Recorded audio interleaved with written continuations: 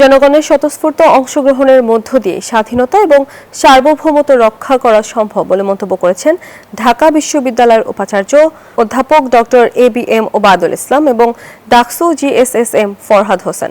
বলেছেন, পাকিস্তানের রাজনৈতিক অর্থনৈতিক শোষণ বঞ্চনা থেকে মুক্তি পেতেই আমরা স্বাধীন হয়েছি।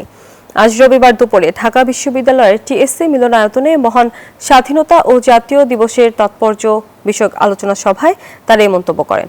এতে উপস্থিত ছিলেন ঢাকা বিশ্ববিদ্যালয়ের শিক্ষক শিক্ষার্থী সহ বিভিন্ন পর্যায়ের কর্মকর্তা কর্মচারীরা।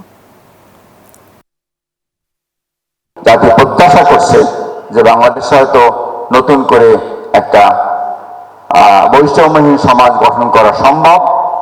জনগণের স্বতঃস্ফূর্ত অংশগ্রহণের মধ্য দিয়ে বাংলাদেশের স্বাধীনতা এবং সার্বভৌমত্ব রক্ষা করা সম্ভব।